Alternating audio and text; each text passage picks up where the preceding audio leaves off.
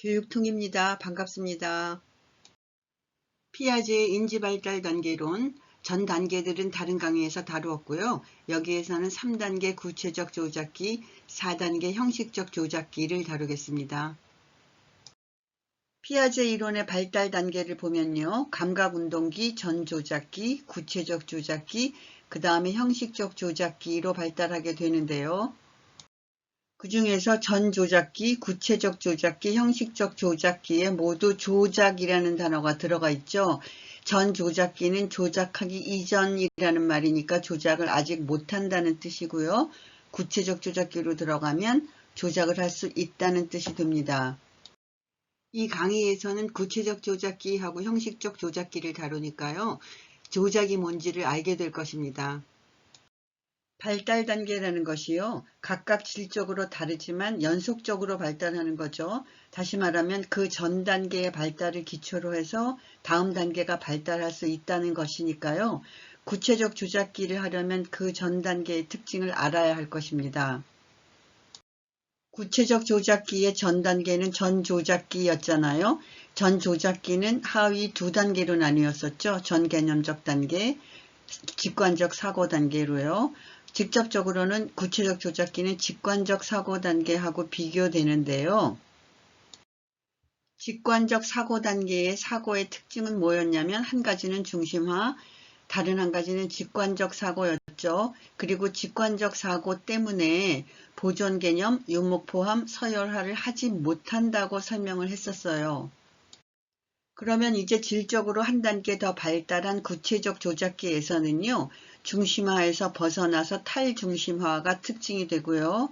보존 개념, 유목 포함, 서열화를 할 수 있게 된다는 것이에요. 그것을 설명하는 데 있어서 필요한 용어가 조작하고 가역입니다. 전 조작기까지에는요. 조작, 가역성, 탈중심화 이런 용어들은 나오지 않았었죠. 그러니까 구체적 조작기의 특성이죠. 먼저 조작.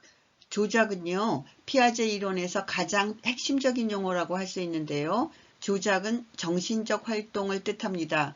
그러니까 구체적 조작, 형식적 조작은 모두 정신적 활동인 거죠. 피아제는 진정한 의미에서 정신적 활동이라는 것은요. 조작을 할 수 있는 능력이라고 봤습니다. 따라서 구체적 조작은요. 정신적 활동을 할 수 있는데 구체적으로만 할 수 있다는 뜻이 되겠고요. 형식적 조작은 더 발전해서요. 형식적으로도 정신적 활동을 할 수 있다는 뜻입니다. 여기서는 조작에 대해서 그냥 정신적 활동이라는 것만 알아두고요. 이 강의 후반부에 가면 종합적으로 조작이 무엇인지를 알 수 있게 될 것입니다. 가역성, 거꾸로 돌리는 것이 가능하다는 뜻이잖아요. 그러니까 그 정의는 진행된 사고 과정을 역으로 되밟아 나갈 수 있는 사고 능력인데요. 다르게 얘기하면 물질의 상태가 한번 바뀐 다음에요. 다시 원래 상태로 돌아갈 수 있다는 것을 생각하는 것이죠. 예를 들면요. 전 조작기 유아는 물이 얼음으로 변했다는 것을 안다고 해도요. 얼음이 되기 전에 물의 상태로 되돌려 생각하지 못하는데요. 구체적 조작기에 들어오면 그 과정을 되돌리는 정신적 활동, 즉 조작을 할 수 있는 능력이 발달한다는 것입니다. 탈중심화, 중심화에서 벗어나는 거잖아요.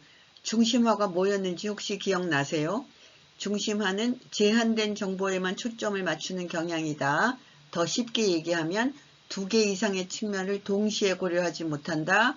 현상의 한 가지 측면만 고려할 수 있다. 이렇게 설명을 했었는데요. 전 조작기 할 때요. 여기에서 지금 구체적 조작기에서 탈중심화는 그러니까 한 문제의 여러 측면을 동시에 고려할 수 있는 능력이다. 여러 측면 동시에. 이 능력은요. 구체적 조작기에 와서 획득하게 되는 능력입니다. 그럼 이제 남은 것은 보존 개념, 유목 포함, 서열화가 되겠네요. 이제 보존으로 들어가겠습니다.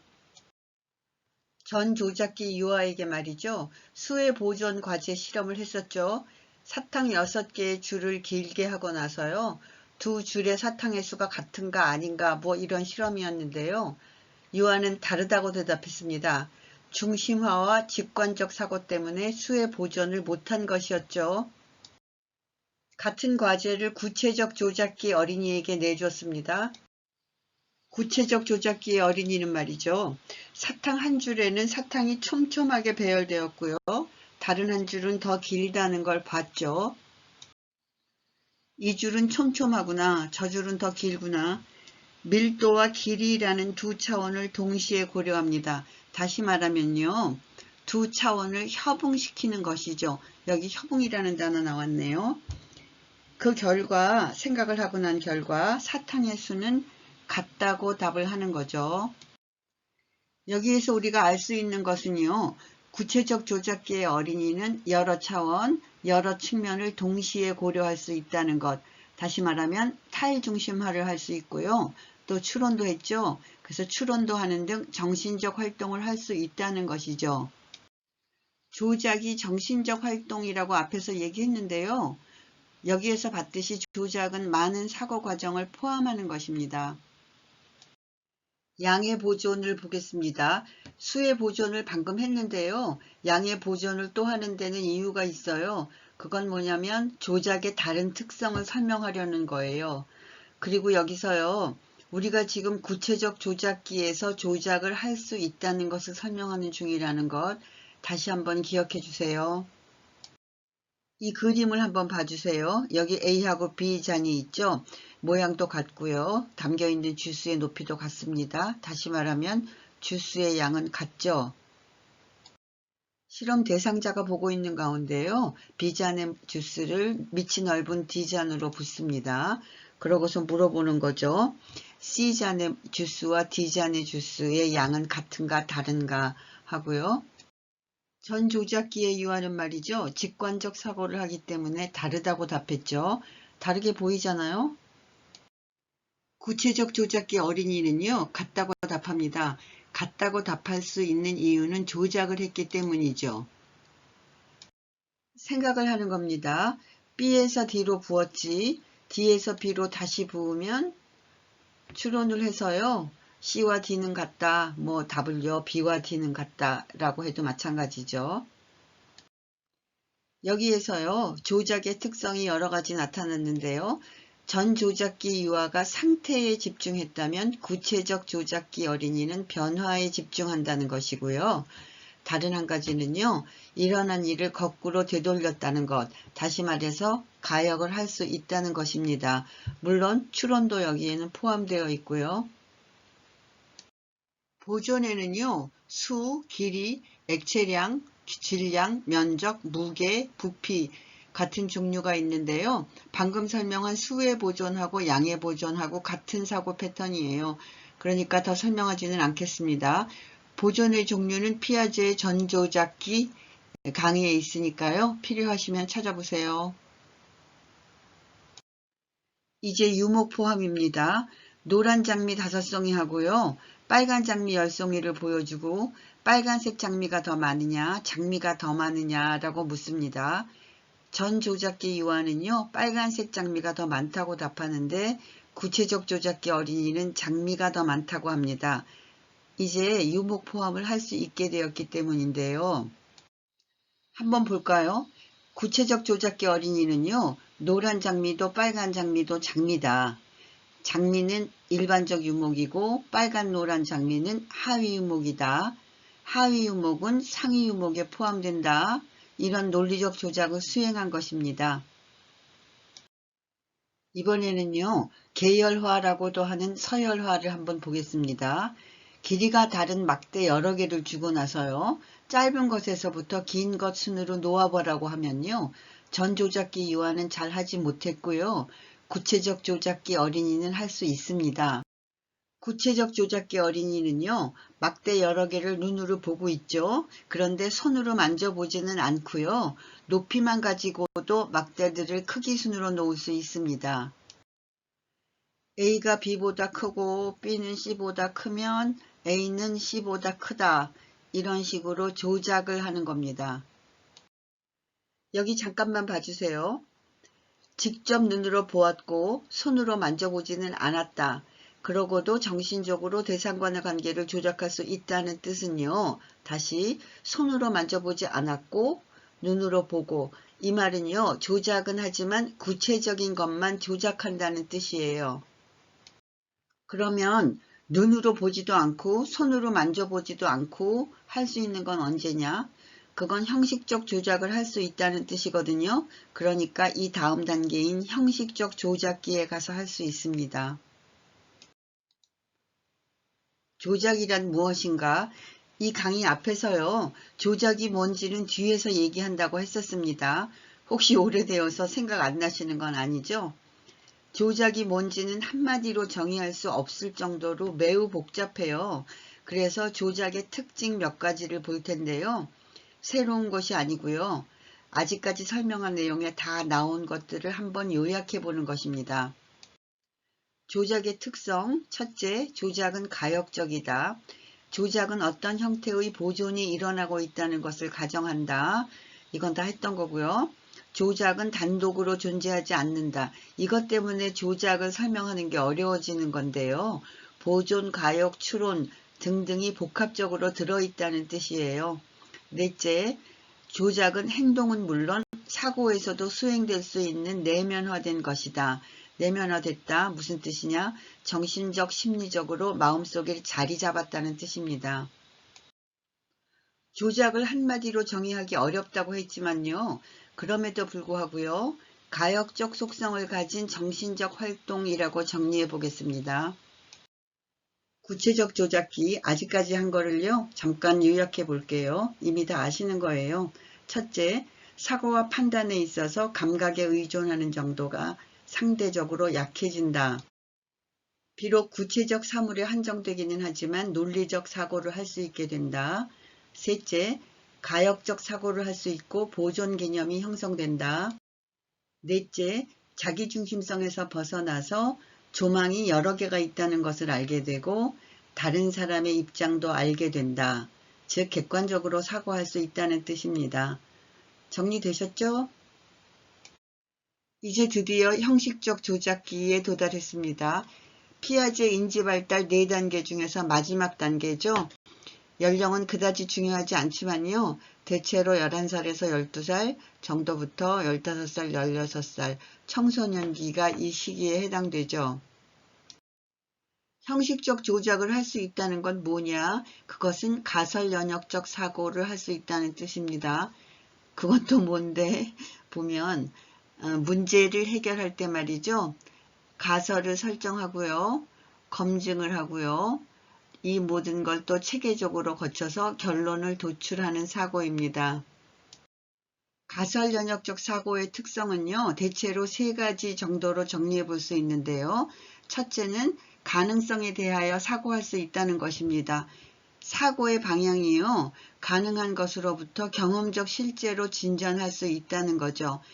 더 얘기하면 무한반복처럼 들릴 것 같은데요. 구체적 조작기만 해도요. 조작을 할 때 경험적인 것에 제한되었잖아요. 이제는 달라진 것이죠.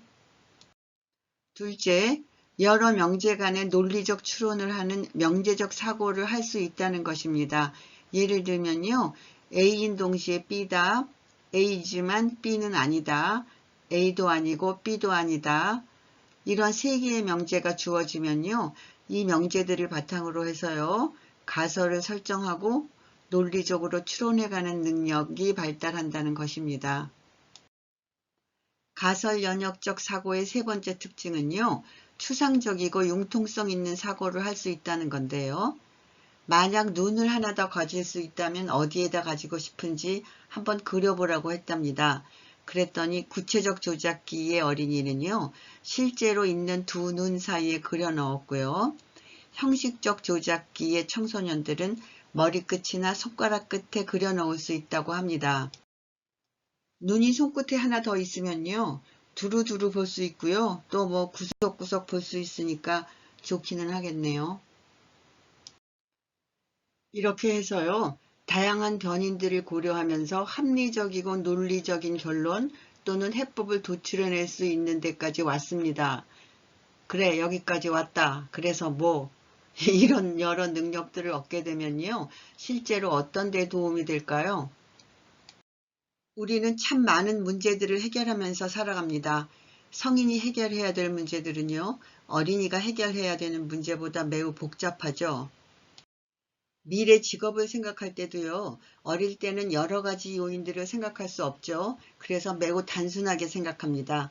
그런데 형식적 조작을 하는 청소년은 전공도 생각해야 되고요. 직업도 생각해야 되고 또 뭐 인간관계도 생각해야 되고요. 고려해야 되는 요소도 많을 뿐만 아니라 여러 가지 사이의 관계들도 생각해야 되죠. 머리가 진짜 아픈 일입니다. 어떤 직업을 가지려면 이런 전공을 해야 되는데 그 전공에는 내가 못하는 게 들어있고 뭐 우리 부모가 원하는 거긴 하지만 등등. 여러분은 이런 문제에 대해서요. 몇 번이나 고쳐 생각하시나요? 문제 해결을 위해서 가설 설정하고 검증을 하다가요. 뭔가 미심쩍거나 오류가 있으면 다시 가설을 세우고 검증하고 여러 번 하죠. 그 다음에 결론을 도출하게 되고요. 그러니까 형식적 조작을 할 수 있어야 이런 문제들을 해결할 수 있게 되는 것입니다. 우리는 지금 교육학과 관련해서 피아제 이론을 배우는 거잖아요. 그러니까 교육 얘기를 해야겠죠. 본인도 본인이지만요. 교사들이 진로지도 같은 것을 할 때도요. 어떤 인지발달 단계에 있는지를 알아야 되고요. 또 그에 적합한 지도를 할 수 있어야 할 것입니다. 설명을 다 한 것 같지만 한번 요약을 해보겠습니다. 형식적 조작기, 체계적이면서 고차적인 추상적 사고 능력이 발달해서 논리적으로 사고할 수 있다. 과학적 추론도 할 수 있게 된다. 다양한 현상에 대해서 여러 가지 가설을 세우고 검증하는 가설 연역적 사고가 가능해진다. 화학에서 배우는 화학약품 성능 실험 등 체계적 분석 및 탐구 능력이 필요한 문제는 형식적 조작기에 들어와서야 비로소 수행이 가능하다. 교육과정도요. 이러한 인지발달 단계를 고려해서 정하는 것이거든요. 그러니까 인지발달 단계 이론은 사용하는 데가 굉장히 많죠. 청소년기 이후 형식적 조작기 이후는 그럼 뭐냐? 형식적 조작기 이후로도 도식의 변화는 일어나지만요. 그 변화는 논리적 조직과 구조의 질적인 변화가 아니라 양적인 변화이다. 그러니까 이 즈음까지 틀이 거의 잡힌다는 뜻이죠. 여기서 꼭 해야 될 얘기가 있는데요. 모든 청소년들이요. 성인도 그렇고요. 형식적 조작 과제를 성공적으로 다 해내는 것은 아니랍니다. 교육적 자극의 문제일 수도 있고요. 또는 어떤 경우에는요. 개인적으로 관련이 있는 분야에서만 형식적 조작을 사용하는 경우도 있다고 합니다. 또 같은 사람이라고 해도요. 어떤 부분에서는 형식적 조작을 잘할 수 있고요. 다른 부분에서는 잘 못할 수 있다고 합니다. 그러니까 저 같은 경우는 이런 얘기를 들으면 또는 제가 공부하다가 읽으면 매우 위로가 되죠. 이 세상에 완전한 이론이란 건 없잖아요. 그러니까 다 비판을 받죠. 피아제 이론도요. 여러 가지 비판을 받았고 또 받고 있습니다. 그래도 여전히 매우 커다란 영향력을 발휘하고 있는 이론이에요. 교육적 시사점을요. 아주 넓게 개관해 보겠습니다. 피아제는 발달 단계에 따른 인지 구조의 변화를 제시하였다. 아동이 처한 발달 단계의 지적 구조에 맞게 교육 내용을 선정하고 조직해야 한다. 피아제는 아동을 능동적인 문제 해결자로 보았다. 그러니까 교사의 역할도 재정립해야 되겠죠. 교사의 역할은 아동의 직접적 경험과 활동을 중시하고 아동 스스로 답을 발견할 수 있도록 도와주는 역할을 담당해야 한다는 것입니다. 이제 진짜 드디어 피아제의 인지발달 단계론을 끝내기 전에요. 몇 가지 팁을 얘기할게요. 엘카인드의 청년기 자아중심성 이론이라는 게 있는데요. 보통 뭐 엘킨드라고 쓰기도 하는데 모르겠어요. 발음이 뭐지? 피아제의 이론에서 뭐가 나왔었냐면 자아중심성이라는 게 나왔었죠. 그 이론을 바탕으로 해서 엘카인드가 청년기 자아중심성 이론을 전개했습니다. 다른 한 가지는요. 피아제와 비고츠키의 공통점과 차이점을 비교하는 게 많이 나오거든요. 시험 문제예요. 그러니까 비고츠키를 공부하실 때 그 눈여겨보시면 좋겠고요. 또 콜버그의 도덕성 발달 단계론은 피아제의 인지 발달 단계론을 기초로 해서 전개한 이론이니까요. 이것도 비교 문제가 많이 납니다. 긴 강의 들으시느라고 애 많이 쓰셨습니다. 이 강의를 준비하는데 권대훈 교육심리학의 이론과 실제, 구광현 외 교육심리학, 송명자 발달심리학, 정옥분 아동발달의 이해, 긴스버그 외 피아제 인지발달 이론, 셀카인드의 인간발달과 교육 등을 참고했습니다. 감사합니다.